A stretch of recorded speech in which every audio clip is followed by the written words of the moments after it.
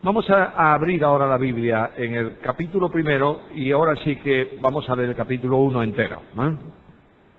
Dice la palabra del Señor, Nehemías 1, 1 a 11, palabras de Nehemías, hijo de Acalías.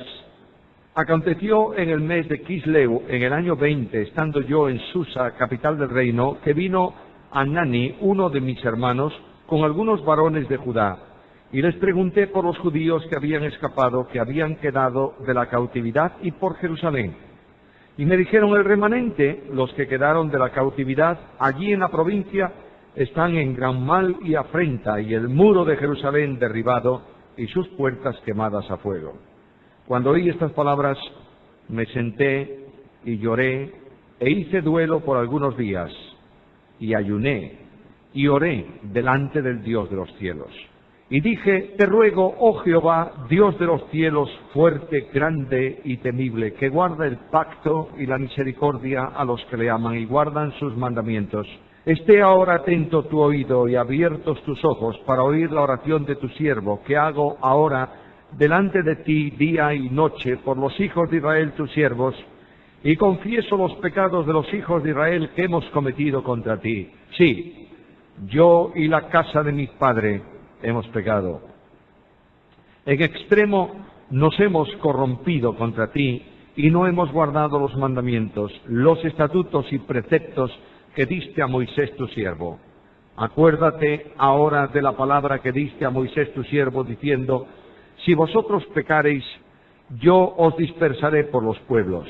Pero si os volvieseis a mí y guardaseis mis mandamientos y los pusiereis por obra, aunque vuestra dispersión fuere hasta el extremo de los cielos, de allí os recogeré y os traeré al lugar que escogí para hacer habitar allí mi nombre.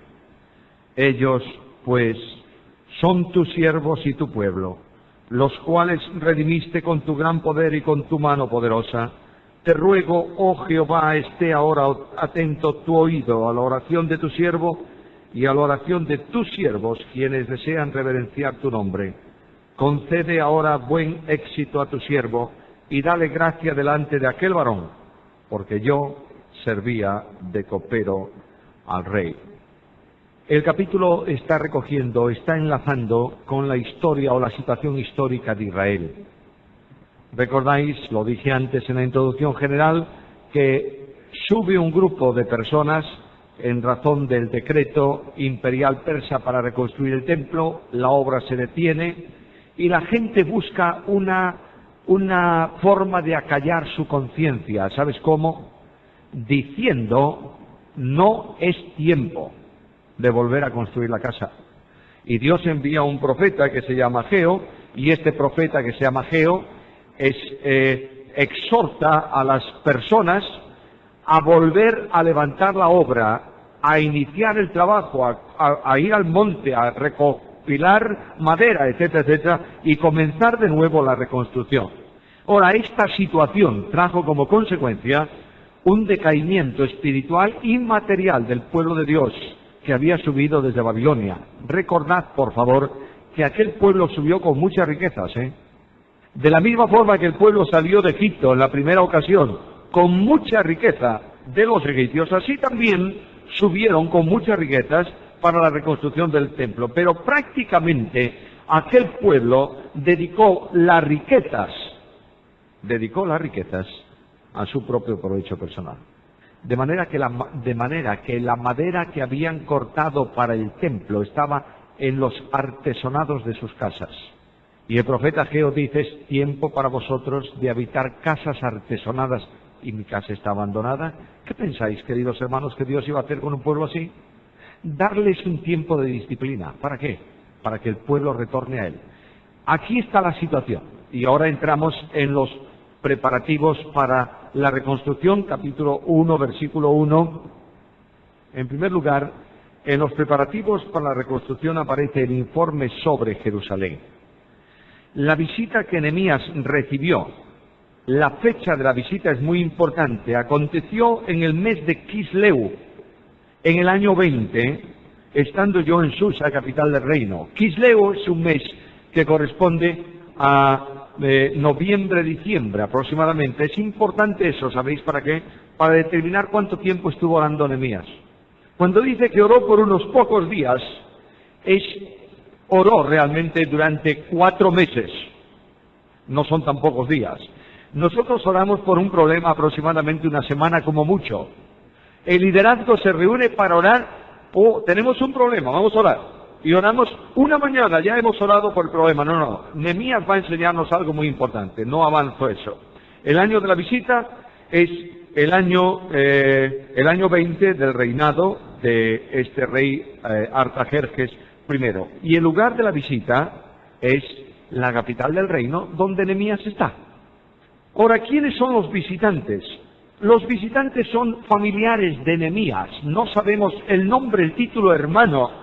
No significa hermano literalmente de familia, hijo de su padre, sino parientes próximos de Nehemías, pueden ser incluso primos hermanos. Se utiliza también ese término para referirse a esta familiaridad. Pero lo que vienen son familiares de Nehemías, que vienen desde Jerusalén. Y entre ellos vienen también algunos varones de Judá, es decir, algunos habitantes de la ciudad de Jerusalén y de la provincia de Judá. Ahora, cuando ellos vienen a Nehemías, versículo 2, cuando ellos vienen a Nehemías, notad que, ¿por qué les pregunta él?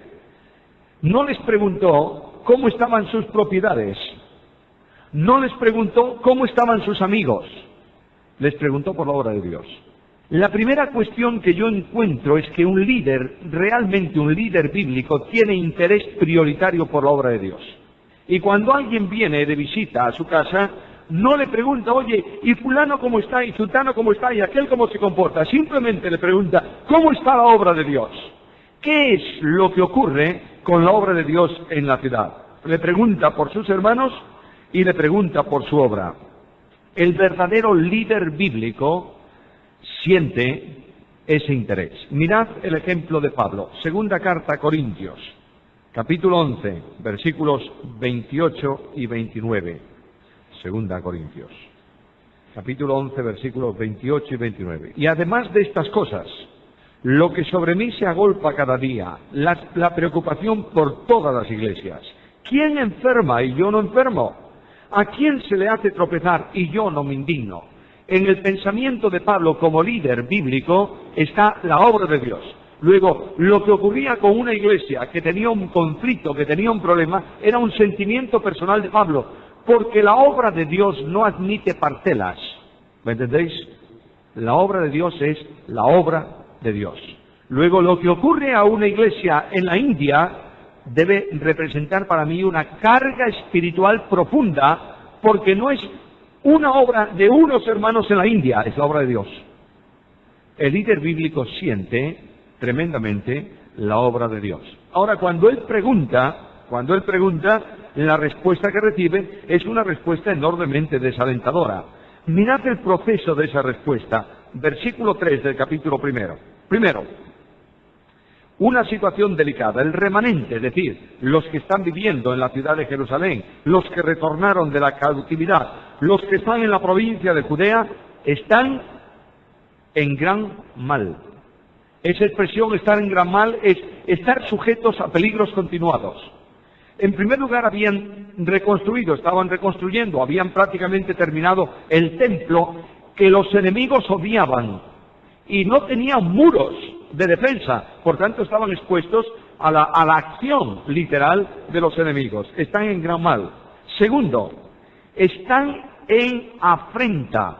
Es decir, los enemigos los estaban afrentando permanentemente, estaban burlándose de ellos, estaban atacándoles en lo que podían. Esto vuelve a aparecer en el capítulo 4 de este libro de Nehemías. Podemos ir un momento, capítulo 4, versículos 3 y 4.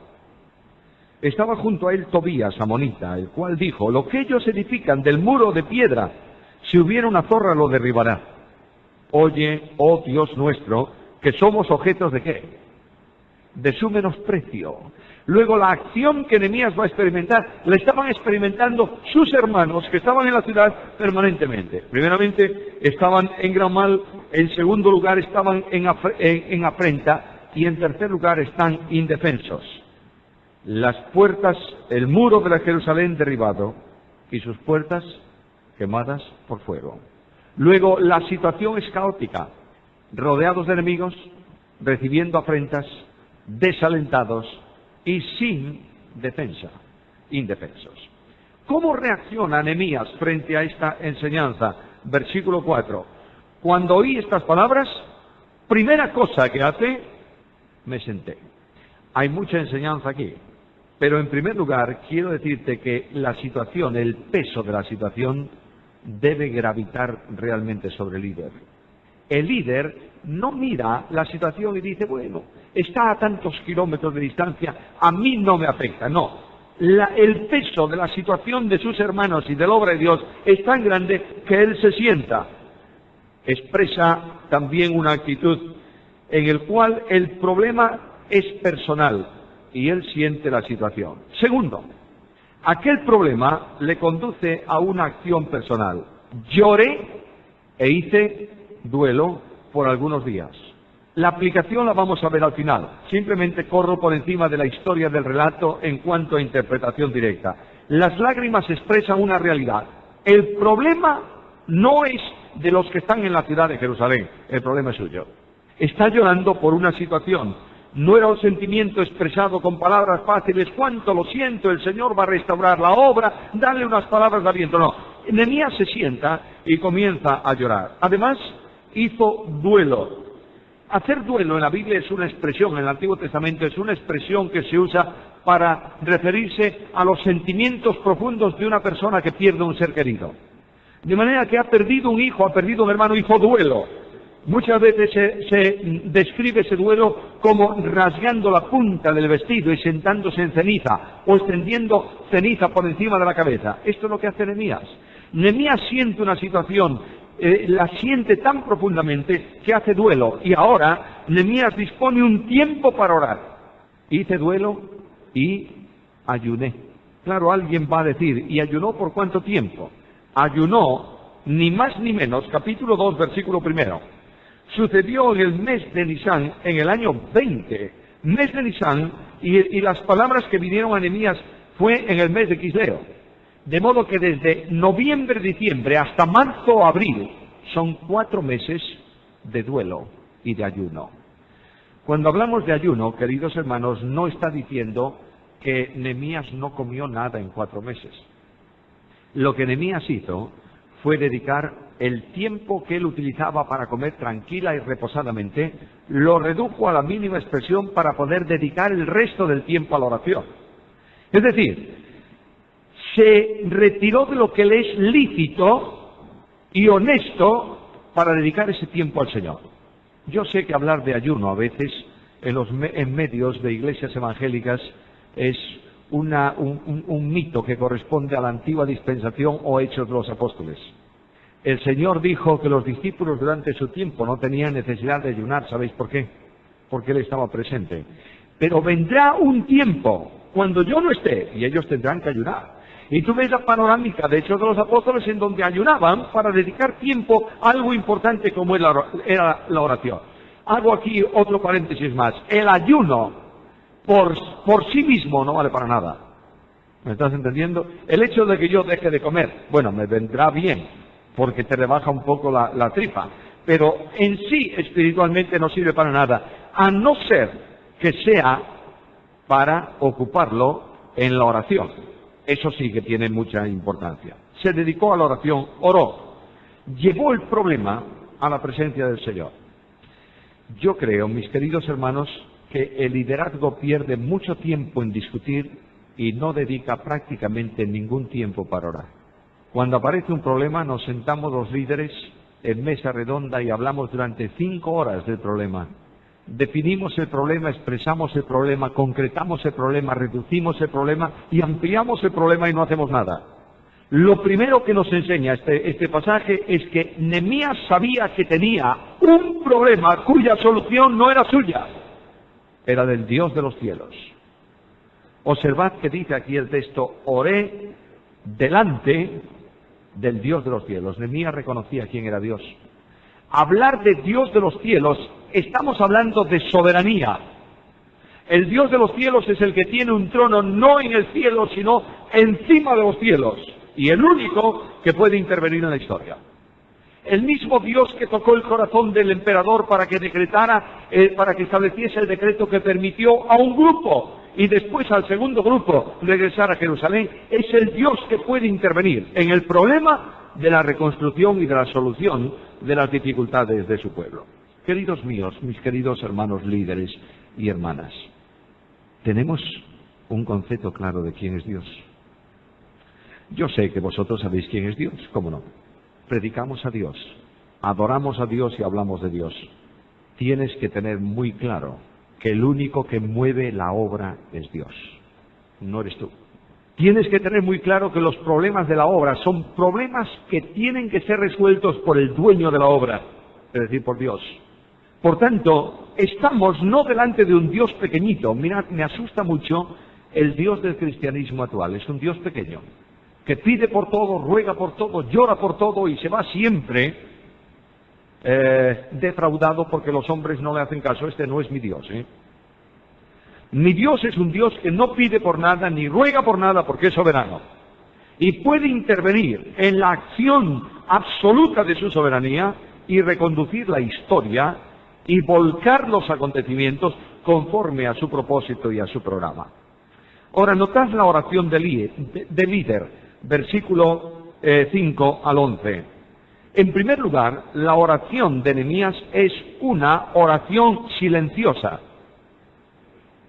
No hay ninguna referencia en el libro de las palabras de la oración más que de la síntesis de la oración. Él sabe que está en la presencia del Dios de los cielos y durante 4 meses Nehemías lleva a la presencia de Dios en silencio la oración de petición.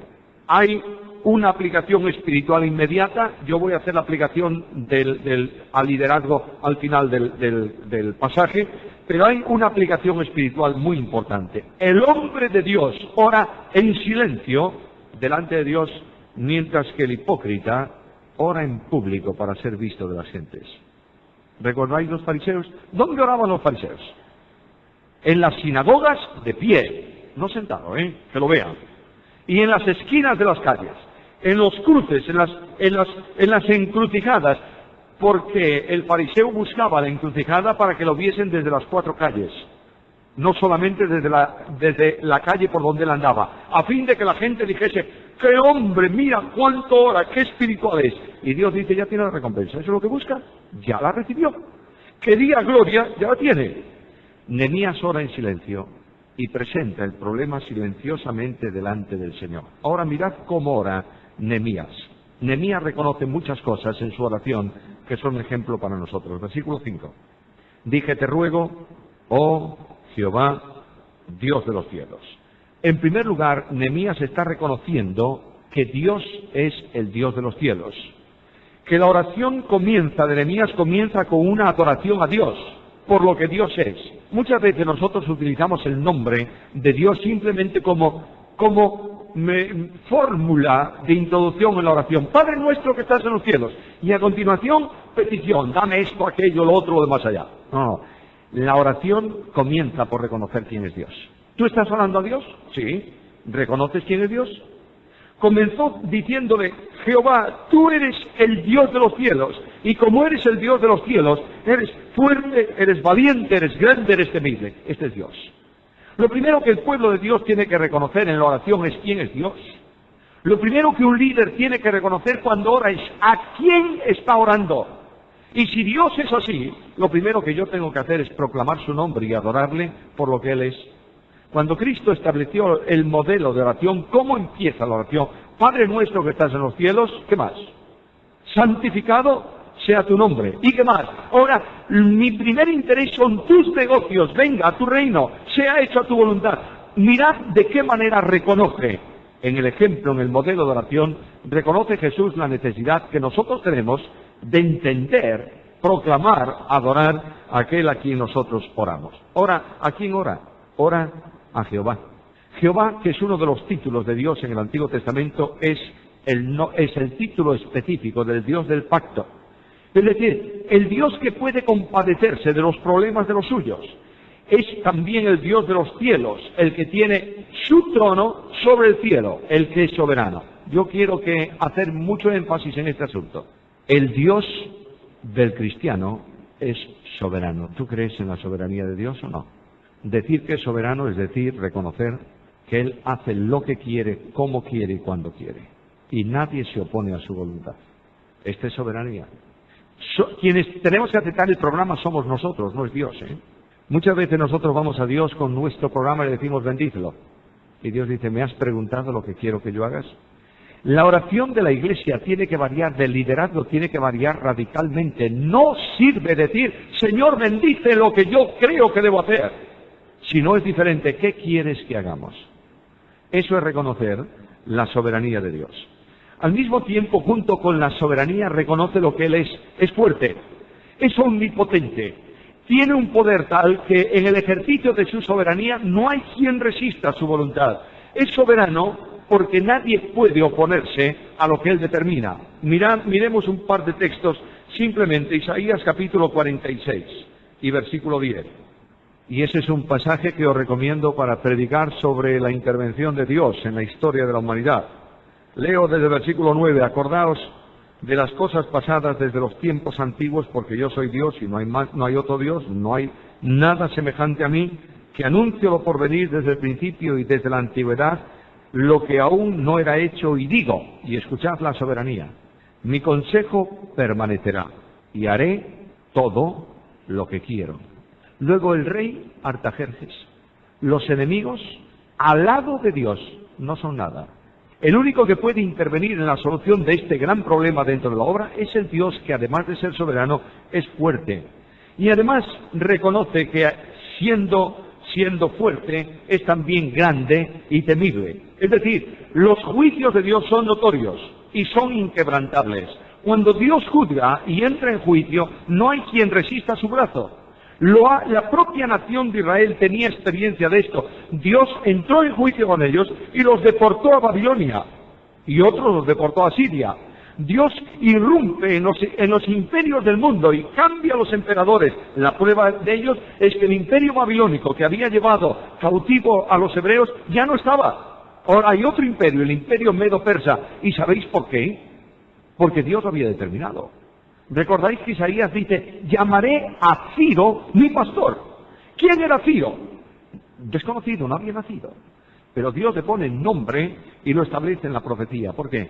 Porque Él es grande y temible. Además dice que es un Dios fiel, que guarda el pacto. La situación a la que había llegado Israel era la consecuencia de la fidelidad de Dios. Mirad un momento Deuteronomio, capítulo 28. Versículo 25. Jehová te entregará derrotado delante de tus enemigos, por un camino saldrás contra ellos y por 7 caminos huirás delante de ellos y serás dejado por todos los reinos de la tierra.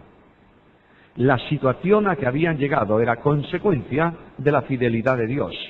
A veces leemos ese versículo tan conocido de la carta de Pablo, que Dios es fiel, y aunque yo sea infiel, Él permanece fiel, no se puede negar a sí mismo. Y decimos, bueno, ya ves tú, Dios siempre es fiel, no importa lo que yo haga. Aunque yo ve que Él sigue siendo fiel, me va a bendecir. No dice eso. Lo que está diciendo Pablo es, ten mucho respeto a Dios, porque Él es fiel, y lo que ha anunciado de disciplina y de juicio sobre su pueblo lo va a cumplir. Luego tú eres infiel, tú no cumples lo que dices muchas veces, pero Dios sí. Dios es permanentemente fiel. No se puede, ¿qué? Negar a Él mismo.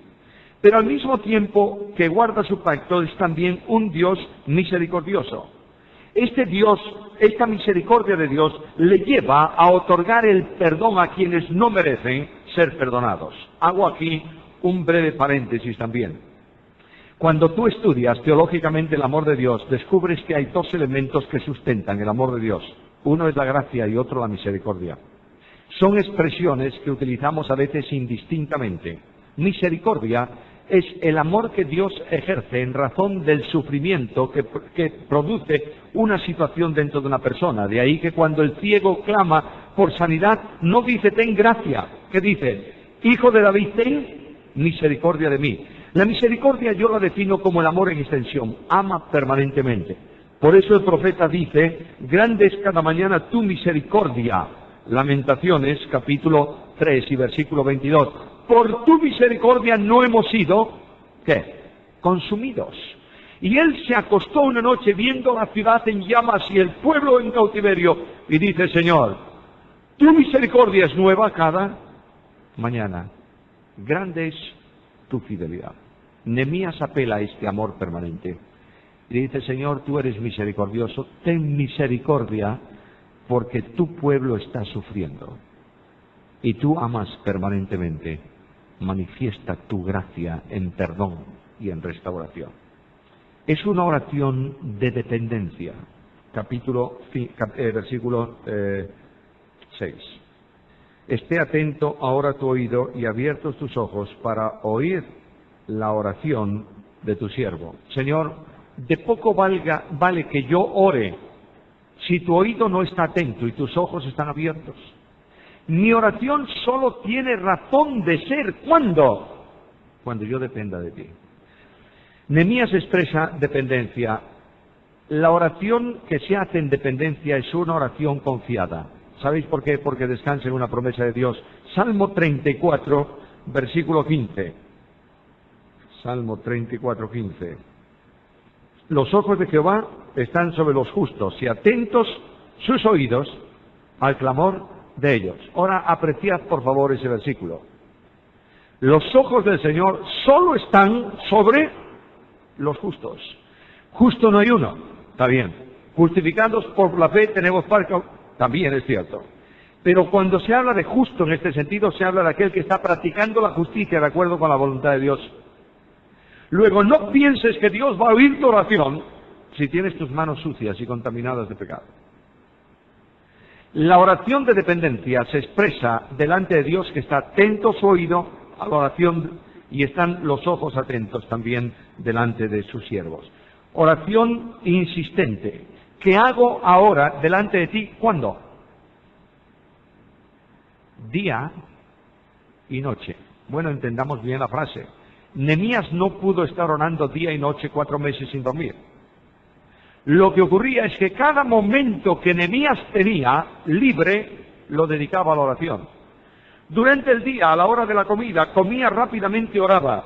Servía al rey, volvía a orar. Por la noche, antes de acostarse, antes de dormir, continuaba con la oración. Se levantaba temprano por la mañana y ¿qué hacía? Oraba. ¿Os dais cuenta la tremenda importancia que hay en el principio del libro a la oración?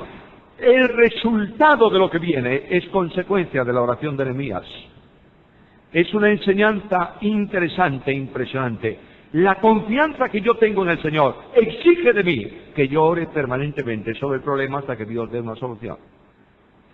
¿Recordáis lo que el Señor dijo con aquella parábola que les enseña Lucas 18? Cristo dijo a los discípulos una parábola para enseñarles que orasen siempre sin desmayar. El apóstol Pablo dice que él oraba día y noche por las iglesias. Quiere decir que la oración forma parte esencial de la vida del líder bíblico. Escúchame bien esto, por favor. Es tiempo de reflexionar sobre nuestra vida de oración. Es una asignatura pendiente en la mía. Yo estoy dedicando aproximadamente, esto es una confesión humilde que hago, estoy dedicando aproximadamente unas 7 horas diarias al estudio. Necesitaría dedicar otras 7 horas a la oración. Y tengo la enseñanza impactante de mi Señor, que se levantaba siendo oscuro, mientras todos dormían, se iba a un lugar aparte. ¿Qué hacía Jesús? Oraba. Si Él oraba, ¿qué voy a hacer yo en una vida de seguimiento? Si Él es el modelo absoluto, ¿qué voy a hacer yo? Yo tengo que orar. Mirad, un hombre del Antiguo Testamento confiaba en el Señor y oraba insistentemente. Otra característica de la oración del líder bíblico es confesión. Segunda parte del versículo 6. Y confieso los pecados de los hijos de Israel. Bueno, si pusiese un punto el Espíritu Santo ahí, yo diría, mira, Nehemías reconocía que los que estaban allí tenían esos problemas por los pecados de ellos. Qué buen hermano de ellos es Nehemías, que confiesa los pecados de aquellos que están allí. No, sigue el versículo. los pecados de los hijos de Israel que hemos, él también, cometido contra ti. Sí, Señor, yo y la casa de mi padre hemos pecado. Estás disciplinando a tu pueblo por una razón, porque hay pecado en tu pueblo.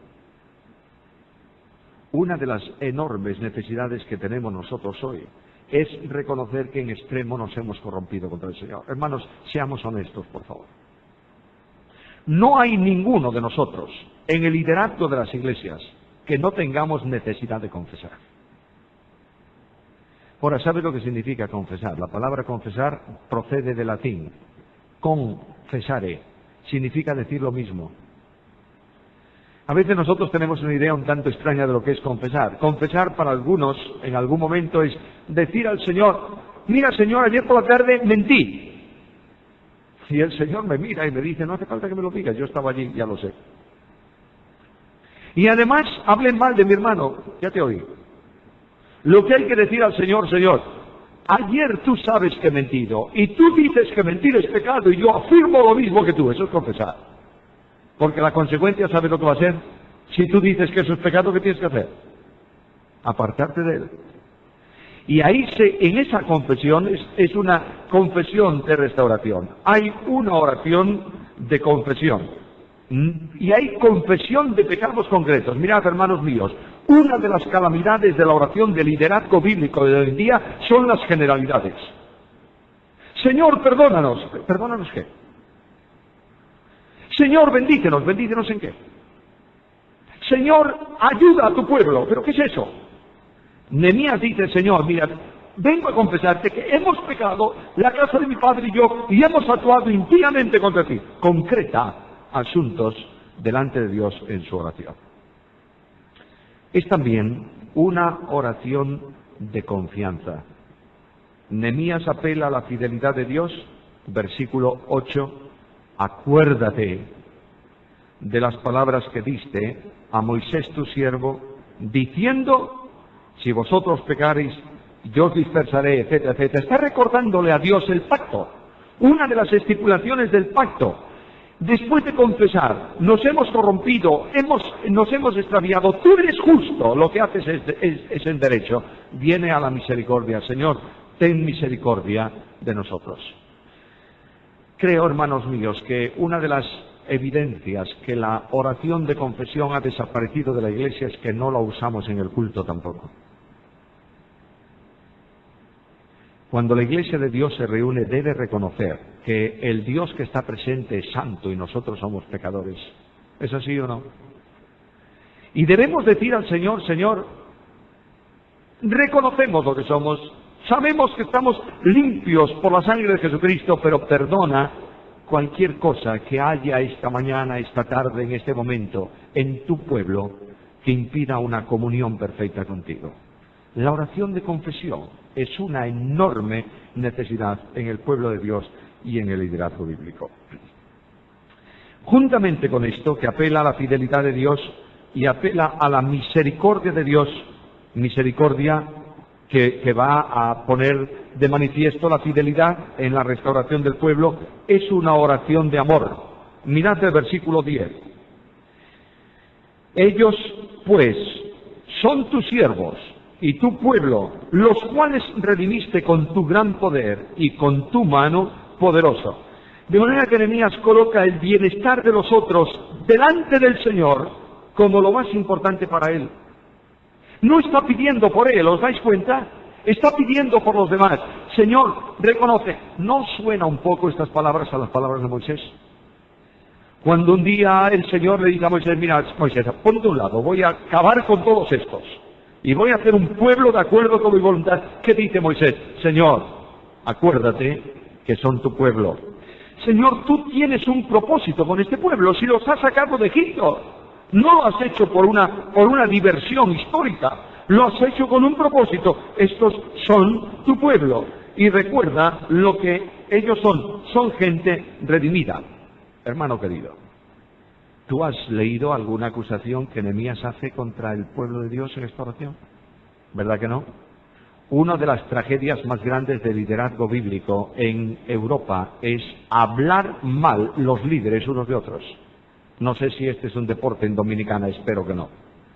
Muchas veces estamos orando al Señor por su obra y estamos desprestigiando a otros hermanos con nuestras palabras. ¿Qué hace Nehemías? Señor, por favor, es tu pueblo. Pero mira, Nehemías, que ahí hay alguno que es, vaya, como es, no importa.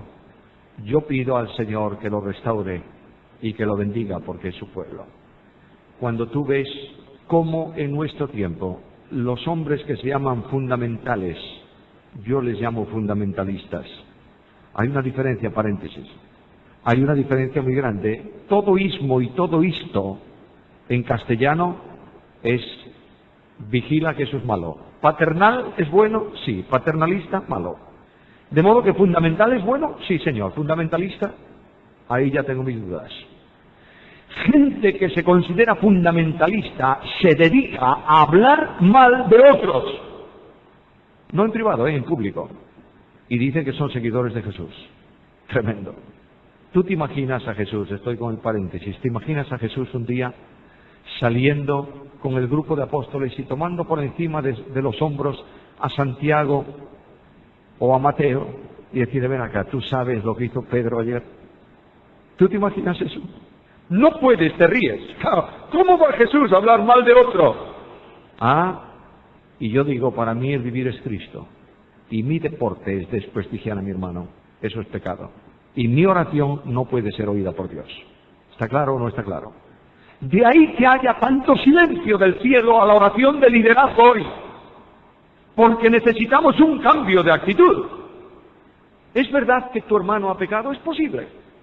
Pero es tu hermano en Cristo redimido por su sangre. Llévalo así a la presencia de Dios. Clama a Dios como hace Nehemías. Y además, di al Señor, Señor, ese pueblo que tiene tantos problemas está puesto como testimonio tuyo en el mundo. Por tanto, vengo a orar por él. Lo que realmente importa a Nehemías no es tanto la situación del pueblo, sino la gloria de Dios. Voy a terminar con la última nota y después dejo para la segunda parte de la aplicación. Es una oración de súplica y de acatamiento, versículo 11. Te ruego, oh Jehová, esté ahora atento tu oído a la oración de tu siervo. Mira, soy un esclavo, Señor, no valgo nada delante de ti, pero te pido encarecidamente que escuches mi oración. Y además, Señor, yo pido que escuche la oración de tus siervos que desean reverenciar tu nombre y concede ahora buen éxito a tu siervo y dale gracia delante de aquel varón. ¿Tú sabes lo que está diciendo Nehemías? Está diciendo, Señor, el único que puede resolver la situación no es Nehemías en este momento, es el emperador Artajerjes. Y vengo a pedirte que toques a ese hombre y que me abras camino a mí para llegar a él. Y dice, porque sabes, Señor, aunque yo soy el copero del rey, no encuentro forma de acceder a él. Tienes que ser tú. Nehemías se siente pequeño, sí. Es el único camino para responder la oración. Porque Dios mira solamente al que es pobre y humilde de espíritu y tiembla a su palabra. Dios resiste al soberbio y da gracia al humilde. Muy bien, hemos visto, queridos hermanos, hermanas, hemos visto una panorámica de lo que hay en el contenido histórico del capítulo. La Biblia tiene solo una interpretación, pero tiene muchas aplicaciones. De manera que tenemos que tener mucho cuidado no confundir aplicación con interpretación, si no produciremos mucho daño. Hemos interpretado así muy por encima qué ocurre ahí. La interpretación es esa, un hombre que recibe unas noticias de una situación mala, la situación en sí de cómo están aquellas personas, lo que él reacciona, etcétera, etcétera. Ahora viene la aplicación. ¿Qué quiere Dios decirme a mí y a cada uno de nosotros en relación con el liderazgo? En primer lugar, hemos visto una ciudad sin defensas. Notad que es una ciudad en donde no hay muros, no hay puertas, está a merced de los enemigos.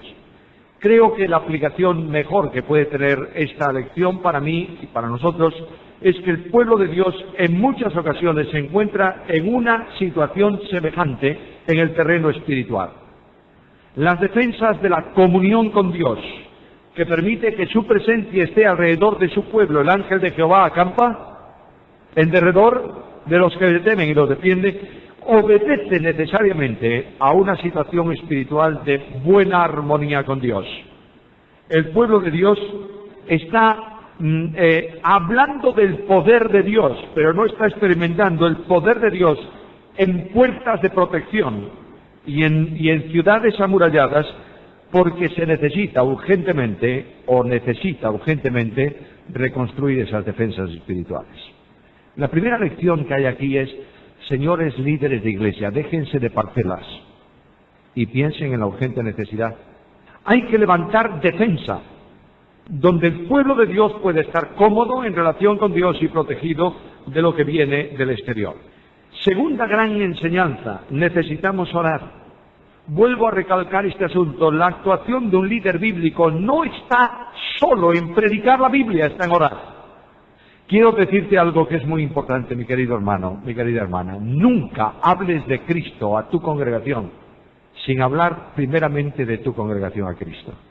¿Entiendes lo que quiero decir con esto? Necesariamente tenemos que dedicar mucho tiempo a la oración, siguiendo el ejemplo de Cristo. Yo no voy a detenerme aquí a haceros una exégesis histórica del compromiso de Cristo con oración, pero es evidente. Cristo oraba, Cristo en el ministerio, en medio de un ministerio, detiene el ministerio y dice: Padre, yo te alabo porque has ocultado estas cosas. Está orando. Cristo se levanta temprano y cuando los discípulos están empeñados en multitudes que aplauden, Cristo dice: no tengo interés en eso, vamos a las otras ciudades para predicar. Y Cristo ora. Cristo ora en Getsemaní, Cristo ora en la cruz. Si el Señor ora y es ejemplo de oración, ningún líder bíblico puede dejar de practicar lo que Cristo practicaba. Una de las necesidades urgentes es oración, y dentro de esto, oración de intercesión por nuestros hermanos. No te preocupe, por favor, cuál es la situación moral de tu hermano, intercede a Dios por él. No estés viendo a tu hermano para señalar los defectos de tu hermano. Uno de los defectos, de los problemas espirituales de liderazgo de nuestros tiempos, el mío y el vuestro también, es señalar con el dedo. No te olvides que cuando tú apuntas con el dedo a una persona, hay 3 dedos que te apuntan a ti. Recuerda, por favor, que el creyente solo puede mirar en 3 direcciones. Cuando mira a su entorno, siempre encuentra problemas en otros. Cuando mira a sí mismo, se siente grande. Cuando mira a Dios es cuando tiene la medida exacta de su dimensión espiritual. Pongo un ejemplo que ilustra esto. Isaías capítulo 5.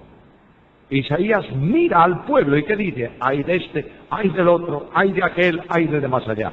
¿Hay alguna queja de él en ese capítulo? Ninguna. Capítulo 6. Isaías levanta los ojos y descubre al Dios de gloria en el cielo. ¿Y qué dice Isaías? Ay de mí. Aquí tenéis el cambio. Aquí tenéis un liderazgo que está empeñado en ver defectos en otros que no están en él. Es una medida incorrecta.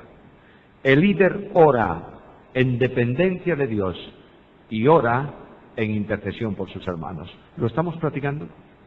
Yo no quiero respuestas a estas preguntas, pero quiero enfrentaros con ellas. Es hora de dejar de discutir de asuntos de la obra. Mirad, yo cuando reviso actas del liderazgo de mi iglesia de hace muchos años, descubro en una historia bastante mala de mi congregación, descubro enormes reuniones en donde se pasa el tiempo discutiendo de asuntos y de asuntos y de asuntos.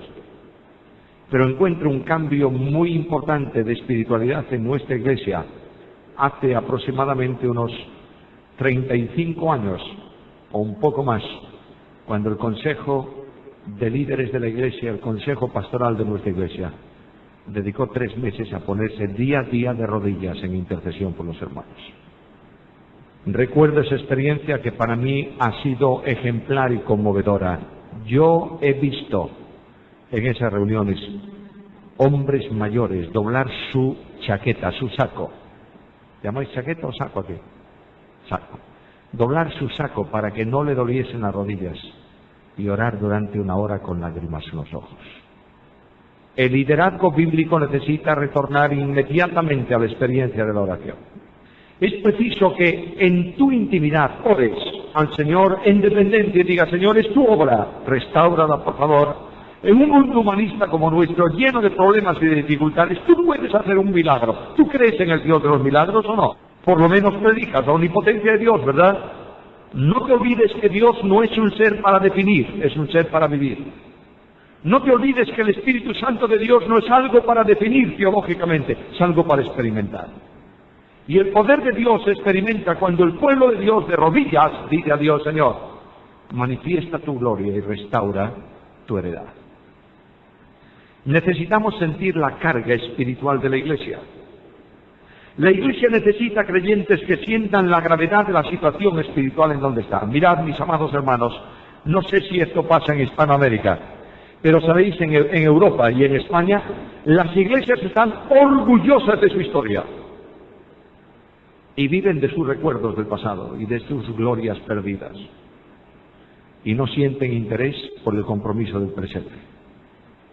Estoy encontrándome con líderes que viven defendiendo no la doctrina, sino el sistema. No han abandonado el sistema, mejor dicho, se han involucrado en un sistema religioso. Quiero decirte que cuando el Espíritu Santo de Dios deja de actuar en la Iglesia, tú caes en religión y estableces tus pautas para manifestar una vida de piedad aparente. La religión, mejor dicho, el cristianismo, lo dije ayer, lo volveré a decir hoy, lo diré todos estos días, aunque no me invitéis más. Ser cristiano no es asunto de religión, es asunto de comunión con Cristo. Ser cristiano no es hablar de Cristo, es vivir a Cristo, con todas las consecuencias que eso trae consigo. Y es necesario que entendamos que necesitamos que los creyentes oren llorando en la presencia de Dios. Una de las tragedias del liderazgo de nuestros días es la queja continua. Todo está mal, esto está mal, aquello está mal, quejándose siempre. ¿Tú tienes una promesa en la Biblia para el que se quejan? Yo no la encuentro. Si tienes una, dámela, por favor. Pero tengo una promesa para las lágrimas. Bienaventurados los que lloran, porque ellos recibirán consolación. Mientras los hermanos de Nehemías se lamentaban de la situación que hacía Nehemías, lloraba la situación. Además, se necesitan creyentes que hagan duelo. Es necesario entender que el activismo no es signo de espiritualidad. Una persona que está procurando actividad continuada no tiene tiempo para meditar ni tiene tiempo para orar. Necesariamente los creyentes tenemos que entender que la obra de Dios ha de ser realizada, que requiere diligencia, que hay que dedicarle tiempo, pero específicamente tenemos que entender como prioritario el estudio de la palabra y la comunión en oración con el Señor. Y debe haber creyentes que estén dispuestos a ayunar en el sentido de dedicar tiempo y espacio a la oración. Una de las cosas que se utilizan en España y en Europa en general para justificar la falta de asistencia a reuniones de oración y la falta de tiempo es precisamente esto mismo. No hay tiempo. La dinámica de vida es de tal forma difícil y complicada que no hay tiempo. Bueno, es que a lo mejor hemos perdido la escala de valores. Es que no es tener más de las cosas materiales, sino tener más de Dios. Y una de las cosas que el pueblo de Dios necesita es olvidarse de la temporalidad, que no es temporalidad de esta vida, y pensar que nosotros tenemos una vida nueva y que somos peregrinos que transitamos por el mundo. Luego, para un peregrino con que tenga sustento y abrigo, dice Pablo, debe ser suficiente. Estamos viviendo en España especialmente un tiempo de involución de valores, de forma tremenda. Los creyentes asisten los domingos por la mañana para cubrir con su asistencia la conciencia que les acusa, pero no les pidas compromiso en la obra. Un creyente estará dispuesto a darte una ofrenda para algo concreto, pero no le pidas que él haga un trabajo dentro de la congregación. Esta es la situación. ¿Por qué? Bueno, porque nuestra sociedad es una sociedad que ya no se conforma con un automóvil, sino con 2 o con 3. No le llega a un apartamento o un piso en la ciudad, necesita también una casa en el campo. o una roulotte de verano para poder ir a una playa. Y claro, cuando tú vas con una roulotte un sábado a una playa, no vas a venir el domingo al culto. Esto está claro. Quiero darte un dato, por favor, para que veas la situación allá. Dios no permita que llegue esto aquí. En la ciudad de Barcelona, donde hay aproximadamente dentro de la misma ciudad de Barcelona unas 400 y algo de iglesias evangélicas, se están turnando los domingos en verano para que haya una de guardia en sector de ciudad. Así como suena. De manera que tú llegas a la ciudad y dices, barrio de Gracia, 10 iglesias, ¿quién abre el domingo próximo por la mañana? Os hace gracia, ¿verdad? Tremenda tragedia. Y entre otras cosas, todavía no hay líderes que hagan duelo por esta situación. Debemos encontrar creyentes dispuestos a pagar el precio por la oración. Gente que ore. Y la necesidad urgente es una oración de confesión. Sin confesión no hay restauración. En la carta primera de Juan, capítulo 1, versículo 9, nos da la clave para el pecado del creyente, que es, si alguno peca, ¿qué tiene que hacer? Confesar. Llevar el problema a la presencia del Señor. El poder del pueblo de Dios procede de la acción omnipotente del Espíritu Santo. ¿Tú crees esto, verdad? ¿Sabes que en Zacarías el profeta dice que no es con ejército ni con fuerza, sino con mi espíritu? Muy bien. Para que el Espíritu Santo funcione en poder en la iglesia, el Espíritu Santo no puede estar contristado. Y el Espíritu Santo está contristado desde el momento en que hay pecado oculto en la iglesia sin confesar. En donde hay pecado tapado con una apariencia de piedad. El poder espiritual se manifiesta cuando el Espíritu Santo actúa, y el Espíritu Santo muchas veces está apagado. Y la razón por la que está apagado es porque el pueblo de Dios resiste la conducción del Espíritu Santo. En Gálatas 5:16 Pablo dice, andad en el Espíritu. Paréntesis. El Espíritu Santo va a dar a la iglesia todo lo que procede de Dios por medio de Jesucristo. No es algo nuevo que Él da. Hay por ahí grupos que están buscando experiencias espectaculares en relación con novedades del Espíritu Santo. Recuerda que el Espíritu Santo, Cristo dijo, tomará ¿de qué? De lo mío. Y os lo hará saber. De manera que cuando el Espíritu Santo, hablamos del amor del Espíritu. ¿Cuál es el amor del Espíritu? Es el amor de Dios derramado en nuestros corazones por el Espíritu. Cuando hablamos de paz, ¿qué es la paz del Espíritu? Es la paz de Cristo. Mi paz os dejo, la paz os dejo, mi paz os doy. Cuando hablamos de gozo del Espíritu, ¿qué gozo es? Mis palabras yo os he dicho para que mi gozo esté en vosotros y vuestro gozo esté cumplido. Por tanto, el Espíritu Santo no va a dar nada al pueblo de Dios que no está en comunión con Cristo. ¿Entiendes esto también? ¿Y cómo puedo estar yo en comunión con Cristo? Cuando hay limpieza espiritual. El apóstol Pablo habla de la oración y dice, quiero que los hombres levanten, ¿qué? Manos santas. ¿Y qué es eso de manos santas? ¿Que no sean adúlteros o borrachos o ladrones? No, no. Sin ira ni contienda. Yo no soy un adúltero, dice alguno. Bueno, está muy bien. ¿Y tienes pleitos, celos, iras, contiendas, disensiones, divisiones? Si tienes eso, tu oración está impedida. Necesariamente el pueblo de Dios tiene que tomar una dimensión seria de retorno a Dios. Necesitamos además, hermanos, la confesión de pecados concretos, no de generalidades en la oración. Necesitamos que se cumpla la voluntad de Dios en nuestra vida, pero necesitamos decir al Señor, Señor, restaura este y este y este problema en tu heredad.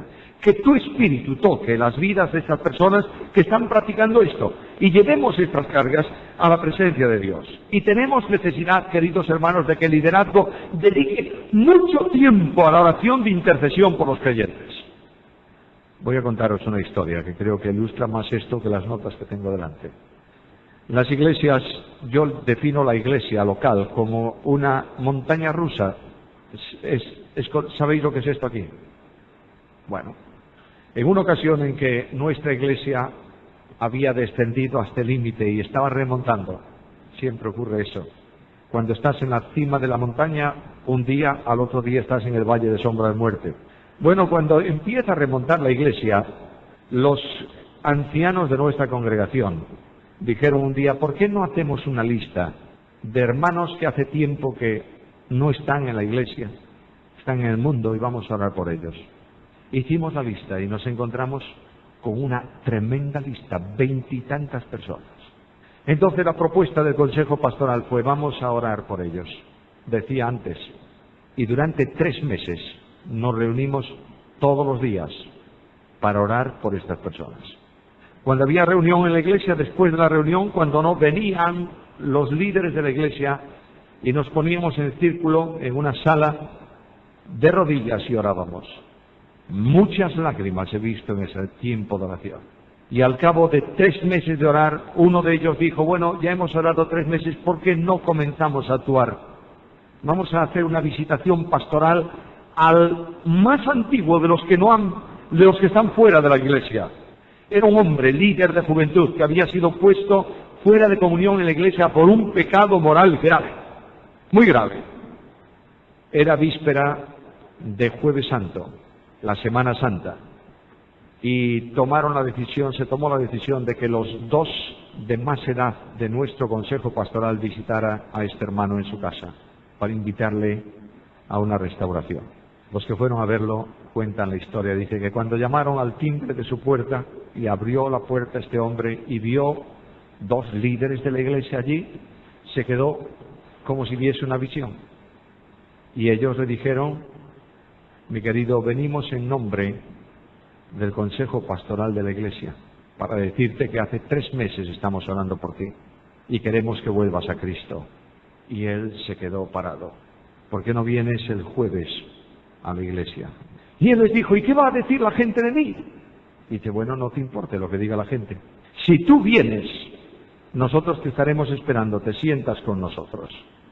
El jueves, en el primer servicio de la tarde, entraba por primera vez ese hombre después de 20 años de ausencia de la iglesia a la reunión.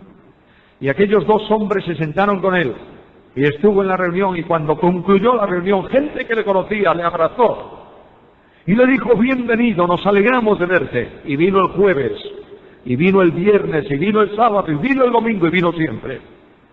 Y parece que estoy viendo hoy la experiencia tremenda de nuestra iglesia, cuando un domingo por la mañana este hombre se levantó en plena reunión y avanzó al frente y se puso delante del púlpito y dijo, hermanos, yo he arreglado mi problema con el Señor me ha perdonado, ¿podéis perdonarme vosotros?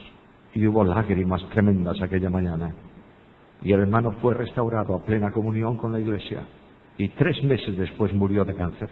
Pero habíamos visto a una oveja retornar al redil del pastor.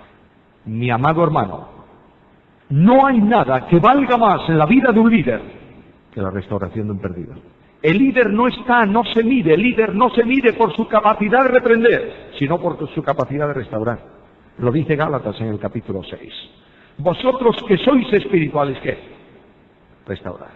Esto es necesario, lo veo aquí en el libro de Nehemías, un hombre que ora en intercesión.